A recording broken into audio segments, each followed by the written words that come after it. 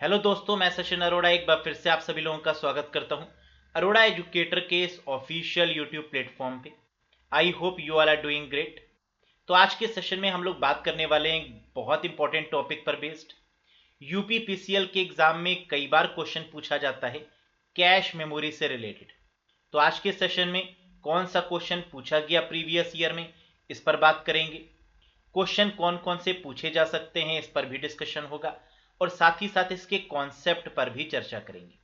तो सबसे पहला क्वेश्चन मेरा आपसे यह बनता है कैश मेमोरी में कि कैश मेमोरी किस तरीके की मेमोरी है। ये प्राइमरी मेमोरी है या ये सेकेंडरी मेमोरी है। क्योंकि कंप्यूटर को जब हम मेमोरीज में डिवाइड करते हैं, कंप्यूटर की मेमोरीज को, तो दो तरीके की मेमोरीज हमें देखने को मिलती हैं, एक प्राइमरी और एक सेकेंडरी। जहां प्राइमरी मेमोरी में मेन तौर पर हम डिवाइड करते हैं रैम और रोम को, जबकि सेकेंडरी मेमोरी के केस में हम हार्ड डिस्क, फ्लॉपी डिस्क जैसी डिवाइसेस की बात करते हैं, जिसे हम परमानेंट मेमोरी भी कहते हैं। तो क्वेश्चन मेरा यही है आप लोगों से कि कैश मेमोरी कैसी मेमोरी है, प्राइमरी है या सेकेंडरी है। तो बिल्कुल सही, आपने शायद सही आंसर दिया होगा। बिल्कुल करेक्ट आंसर इसका क्या होगा, प्राइमरी मेमोरी है। रजिस्टर की बात करें, रैम की बात करें या रोम की बात करें, ये सभी आपकी प्राइमरी मेमोरी की कैटेगरी में आता है। अब क्वेश्चन ये उठता है कि ये हमारी परमानेंट है या फिर टेम्परेरी।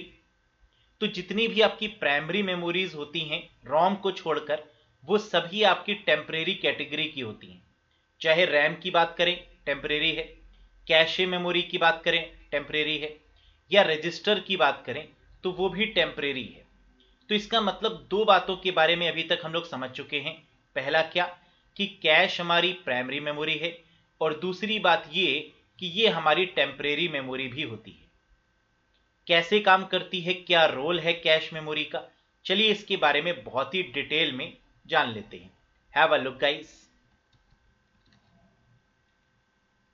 इससे पहले कि हम आपको कैश मेमोरी की डिटेल में ले जाएं, ये जानना भी काफी जरूरी होगा कि यूपी पीसीएल असिस्टेंट अकाउंटेंट का ओ लेवल का कंप्यूटर बैच भी यहां पर चल रहा है। तो अगर आपको ऐसा लग रहा है कि आप अकाउंट्स में मास्टर हैं, अकाउंट्स और ऑडिट जैसे सब्जेक्ट में आप अच्छा परफॉर्म कर सकते हैं, क्योंकि उसमें आपका फोटे है, उसमें आपका एक्सीलेंस है। कंप्यूटर सब्जेक्ट में अगर आपको बेटर परफॉर्म करना है और इसको क्वालिफाई करना है without any hesitation, with full grace, यानी आपको कॉन्फिडेंस आ जाना चाहिए कि कंप्यूटर तो क्वालिफाई होगा ही होगा, चाहे कुछ भी हो जाए। तो अगर ये कॉन्फिडेंस आपको नहीं लग रहा है तो आप इस बैच से भी कनेक्ट हो सकते हैं। ओ लेवल का यूपी पीसीएल असिस्टेंट अकाउंटेंट पर फोकस करते हुए कंप्लीट बैच यहां पर चल रहा है, जो 60+ आवर की यहां पर कोर्सेज इसमें दिए जा रहे हैं। लाइव टाइमिंग है 6 PM। 60+ आवर का ये कंप्लीट कोर्स है, जिसमें लाइव और रिकॉर्डेड सेशंस, यानी लाइव सेशन अगर आपसे मिस हो जाता है तो आपको रिकॉर्डेड फॉर्म में मिलेंगे। Chapter wise explanation, chapter wise MCQs, पहले उन चैप्टर्स को कराया गया है जो एग्जामिनेशन के पॉइंट ऑफ व्यू से बहुत इंपॉर्टेंट है, फिर उसके बाद पूरा सिलेबस भी यहाँ पर कवर करवाया जा रहा है। इनफैक्ट रिवीजन और टेस्ट भी यहाँ पर लिया जा रहा है। तो इन सब के लिए यानी किसी भी बुक की रिक्वायरमेंट नहीं है, ये बैच अपने में सफिशिएंट है। तो आप भी इस बैच से कनेक्ट हो सकते हो, बिल्कुल जरूर कनेक्ट होइएगा, क्योंकि ये बहुत अच्छी अपॉर्चुनिटी है, ये बिल्कुल भी आपके हाथ से मिस नहीं होनी चाहिए। 12 मंथ्स की वैलिडिटी है। कैसे अवेल करेंगे इस बैच को, तो डिस्क्रिप्शन बॉक्स या कमेंट बॉक्स में आपको बाय लिंक मिल जाएगा, उस पर क्लिक करके आप इस बैच से कनेक्ट हो सकते हैं। किसी भी क्वेरी के रिगार्डिंग दिए गए नंबर पर कॉल या व्हाट्सएप करके भी पूछ सकते हैं। तो चलिए बात करते हैं यहां पर कैश मेमोरी के रिगार्डिंग। Have a look. सबसे पहला क्वेश्चन ये उठता है कि कैश मेमोरी से जो क्वेश्चन पूछा गया है प्रीवियस ईयर में, वो क्वेश्चन बेसिकली क्या रहा। तो क्वेश्चन कुछ इस तरीके से पूछा गया था कि which of the following memory holds the data and program frequently used by the CPU. यानी कौन सी ऐसी मेमोरी है जो इस इंस्ट्रक्शन या डेटा को होल्ड करती है, जिसकी रिक्वायरमेंट सीपीयू को होती है बहुत फ्रीक्वेंटली, यानी बार बार। ऑप्शन था सेकेंडरी मेमोरी, रोम, प्राइमरी या फिर कैशे। तो आंसर आपका क्या हो गया यहां पर, cache is the correct one. तो कैश मेमोरी बेसिकली होता क्या है, इसी पर हम लोग बात कर रहे हैं। देखिए, अगर कैश मेमोरी की बात करें तो दो पॉइंट्स तो हम लोग समझ चुके हैं कि कैश मेमोरी हमारी प्राइमरी मेमोरी है, और सेकेंड पॉइंट कि कैश मेमोरी एक ऐसी मेमोरी होती है जो बेसिकली एक फास्टेस्ट मेमोरी की कैटेगरी में आती है। लेकिन क्या ये सबसे फास्टेस्ट मेमोरी है? तो आंसर है बिल्कुल नहीं, क्योंकि इससे ऊपर भी एक मेमोरी है दैट इज कॉल्ड रजिस्टर, जो सीपीयू में लगी होती है। लेकिन वो मेमोरी जो सीपीयू के बेहद क्लोज होती है और सेकंड फास्टेस्ट कैटेगरी में आती है, वो है आपकी कैशे मेमोरी। तो इसका मतलब सेकंड फास्टेस्ट मेमोरी हो गई है। टेम्परेरी मेमोरी है, क्योंकि जितनी भी प्राइमरी मेमोरी होती हैं रोम को छोड़कर, वो सब आपकी कैसी होती हैं? टेम्परेरी। रोम आपकी कैसी है? That is permanent. Cache memory होती कहां पर है? तो ये एक बफर के तरीके से काम करती है जो लोकेटेड होती है सीपीयू और रैम के बीच में, या फिर हम कह सकते हैं प्राइमरी मेमोरी और प्रोसेसर के बीच में लोकेटेड होती है, that is your cache memory. Next, अगर हम पॉइंट की बात करें तो ये क्या होल्ड करती है? इसके पास होता क्या है? तो फ्रीक्वेंटली यूज होने वाले डेटा को कैश मेमोरी में स्टोर किया जाता है। तो it holds frequently used instruction and data. और यही तो क्वेश्चन हम लोग ने अभी देखा था, जो प्रीवियस ईयर में पूछा गया था कि फ्रीक्वेंटली यूज होने वाले इंस्ट्रक्शंस और डेटा को कहां पर स्टोर किया जाता है? तो आंसर था कैश मेमोरी में, राइट। कनेक्टेड विद, यानी एक मेमोरी है तो कहीं ना कहीं से तो ये कनेक्टेड होगी, कहीं ना कहीं ये लगी होगी मेमोरी। तो क्वेश्चन ये उठता है कि ये जो मेमोरी है ये किससे कनेक्टेड होती है? तो याद रखिएगा, कनेक्टेड विद दी मदरबोर्ड से ये कनेक्टेड होती है। तो ये 5 पॉइंट्स आपको समझ में आए होंगे। नेक्स्ट देखिए, कह रहा है एक टर्म होता है जिसे हम बोलते हैं हिट और मिस, जिसके थ्रू हम कैश मेमोरी की परफॉर्मेंस को मेजर करते हैं। देखिए, होता क्या है कि वो डेटा जो हम फ्रीक्वेंटली यूज करते हैं, वो कंप्यूटर उस डेटा को उठाकर कहां रख देता है? कैश मेमोरी में। अब नेक्स्ट टाइम जब भी हम उस डेटा को एक्सेस करना चाहेंगे तो कंप्यूटर उस डेटा को सबसे पहले रजिस्टर में ढूंढेगा और रजिस्टर के बाद वो कैश मेमोरी में सर्च करेगा। तो इसलिए हम इसको सेकंड फास्टेस्ट मेमोरी भी बोलते हैं। तो डेटा या word is found in cache. कह रहा है कि अगर सीपीयू ने डेटा को कैश मेमोरी में ढूंढा और डेटा मिल गया या वर्ड अवेलेबल हो गया, तो इस प्रोसेस को हम बोलते हैं हिट। लेकिन अगर सीपीयू ने कैश मेमोरी में डेटा को सर्च किया या वर्ड को सर्च किया लेकिन ये डेटा नहीं मिला, तो इस प्रोसेस को बोलते हैं मिस। तो हिट और मिस, ये दो टर्म्स को आप याद रखिएगा। क्वेश्चन ये उठता है कि सर अगर डेटा कैश मेमोरी में नहीं मिला सीपीयू को, तो सीपीयू डेटा को फिर कहां ढूंढेगा? तो आंसर है अब सीपीयू डेटा को मेन मेमोरी यानी रैम में ढूंढेगा। तो अगर कैश में नहीं मिलता तो रैम में ढूंढता है, रैम में भी नहीं मिलता तो उसको हार्ड डिस्क में सर्च किया जाता है। सबसे पहले सीपीयू डेटा अपने अंदर ढूंढेगा, रजिस्टर के पास नहीं मिलेगा, कैश मेमोरी में सर्च करेगा, नहीं मिलेगा रैम में सर्च करेगा, और फिर नहीं मिलेगा तो हार्ड डिस्क में सर्च करेगा, वहां तो मिलेगा ही मिलेगा। तो ये होता है हिट और मिस का कॉन्सेप्ट, जो कि अक्सर एग्जाम में पूछा जाता है। डेटा कैश में मिल गया वो हिट है, नहीं मिला मिस है। तो क्वेश्चन ये उठता है कि कैश मेमोरी की परफॉर्मेंस को किसमें मेजर किया जाता है? तो कैश मेमोरी की स्पीड या परफॉर्मेंस को मेजर करते हैं हिट रेशियो में। यानी सीपीयू ने ढूंढा और मिल गया तो इसका मतलब इसका हिट रेशियो, इसकी परफॉर्मेंस बेटर है। नहीं मिला, मिस हो गया, तो इसका मतलब इसकी परफॉर्मेंस जो है वो बेटर नहीं है। अब सीपीयू को आगे जाकर फिर से इसको ढूंढना होगा रैम के पास में। Size is often restricted. Question ये उठता है कि कैश मेमोरी का जो नॉर्मल साइज होता है, जो जनरल साइज होता है, वो कितना होता है?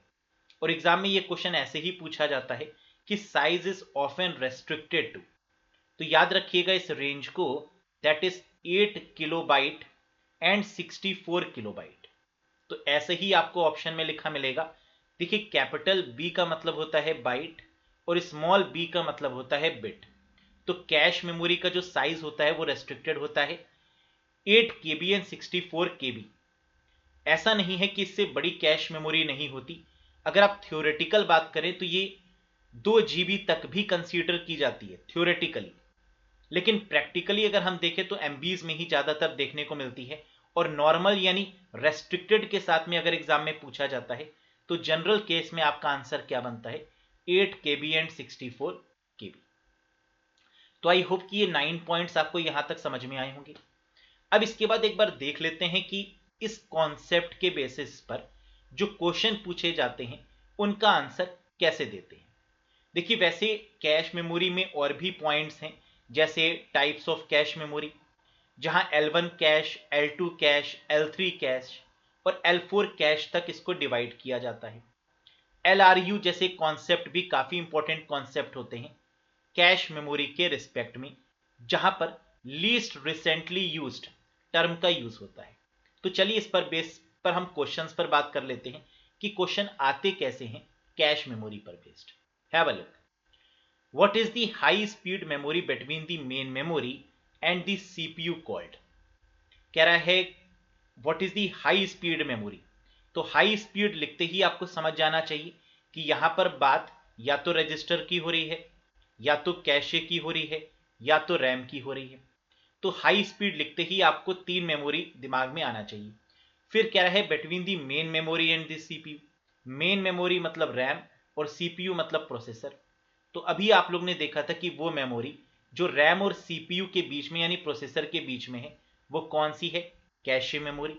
तो आंसर आपका बिल्कुल यहां पर क्या हो जाएगा, that is cache. Next, whenever the data is found in the cache memory it is called as। जब भी डेटा कैश मेमोरी में फाउंड हो जाता है यानी सीपीयू ने डेटा को सर्च किया और वो डेटा आपकी कैश मेमोरी में अवेलेबल है, तो इसे हम क्या बोलेंगे, हिट, मिस, फाउंड या एरर। Very good. इस केस में जो करेक्ट आंसर बनेगा दैट इज कॉल्ड हिट। तो मिल गया कैश मेमोरी में तो इसका मतलब हिट हो गया, राइट। नेक्स्ट देखिए, और नहीं मिला कैश मेमोरी में तो इसका मतलब मिस हो गया, तो that is miss. The transfer between CPU and cash is called. कह रहा है जो ट्रांसफर हो रहा है वर्ड्स का या डेटा का या इंफॉर्मेशन का सीपीयू और कैश मेमोरी के बीच में, इसे हम क्या बोलते हैं, block transfer, word transfer, set transfer या associative transfer.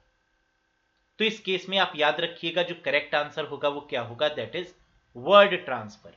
So the transfer between the CPU यानी प्रोसेसर और कैश के बीच में जो ट्रांसफर होता है उसे हम क्या बोलते हैं, वर्ड ट्रांसफर कहते हैं, राइट। नेक्स्ट देखिएगा, विच of the following disadvantages of cache memory.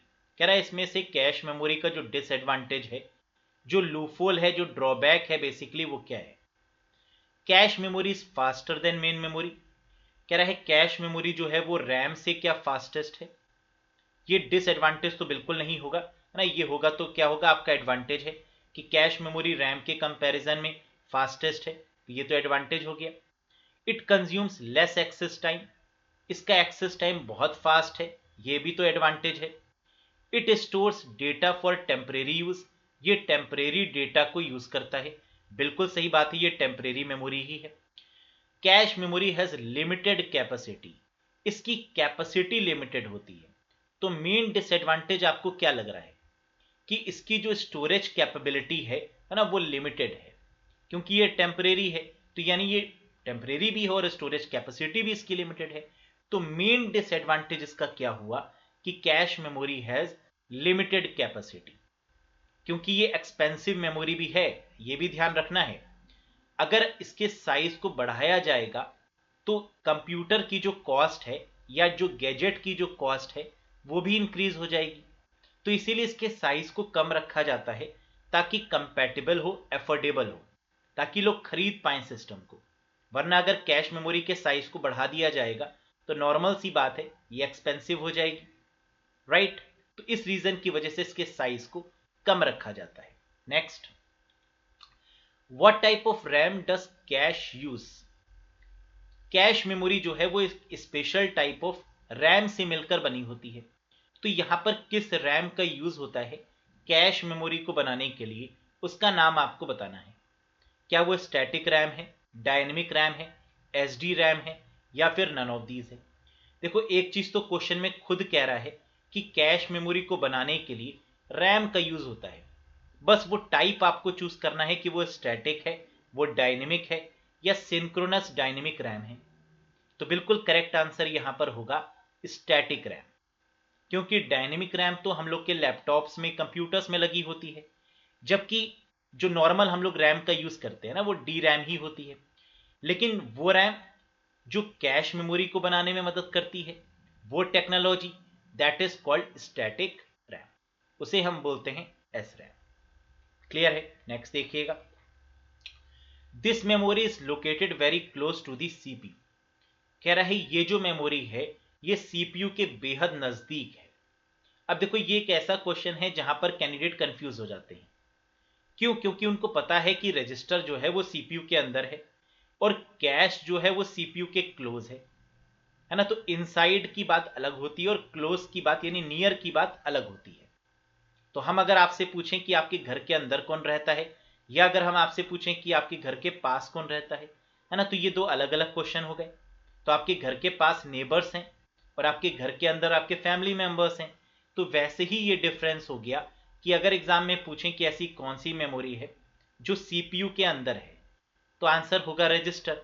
और ऐसी कौन सी मेमोरी है जो सीपीयू के बिल्कुल क्लोज है, तो आंसर इस केस में क्या होगा? Very good, that is called cache memory. समझ में आया दोनों में क्या डिफरेंस है? नेक्स्ट देखिएगा, cache memory is also called as. कह रहा है कैश मेमोरी को और किस किस नाम से जाना जा सकता है? इसे कैश स्टोर बोलते हैं, इसे रैम कैशे के नाम से जानते हैं, बोथ ऑफ दीज या फिर नन ऑफ दीज। तो अभी तक कॉन्सेप्ट पढ़ने के बाद आपको यह समझ में आ गया होगा कि कैश मेमोरी को बनाया जाता है एस रैम की मदद से, तो इसका मतलब इसको रैम कैशे भी बोल सकते हैं, और ये मेमोरी है तो कैशे स्टोर भी बोल सकते हैं। तो इसका मतलब कि बोथ ऑफ दीज यहां पर करेक्ट आंसर बनेगा। तो जब आप कॉन्सेप्ट पढ़ लेते हैं किसी भी चीज के, तो क्वेश्चन फिर कोई भी आए आपका सेंस काम करने लगता है। तो इसीलिए जरूरी होता है कि जितने भी इंपॉर्टेंट कॉन्सेप्ट्स हैं, कम से कम वो कॉन्सेप्ट आपको पता होने चाहिए, तभी आप किसी भी क्वेश्चन का आंसर कर पाएंगे, चाहे वो क्वेश्चन कितना भी डिफिकल्ट क्यों ना हो। क्योंकि फिर आपका एक रोल होता है, अगर आपको डायरेक्ट आंसर नहीं मालूम है तो आपकी एलिमिनेशन स्ट्रेटजी काम करती है कि अच्छा ये ऑप्शन नहीं हो सकता, ये ऑप्शन नहीं हो सकता, तो यही होगा। कहते हैं ना गैस लगाना, तुक्का लगाना।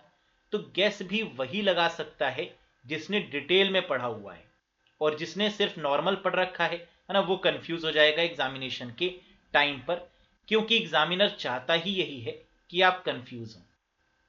राइट? नेक्स्ट देखिए, LRU stands for. Cache memory में LRU का मतलब क्या होता है? Low rate usages, least rate usages, least recently used, या फिर लो रिक्वायर्ड यूजेज। तो याद रखिएगा कैश मेमोरी के रिस्पेक्ट में LRU का मतलब होता है लीस्ट रिसेंटली यूज्ड। बहुत ही इंपॉर्टेंट कॉन्सेप्ट है, बताएंगे कभी LRU किस तरीके से काम करता है।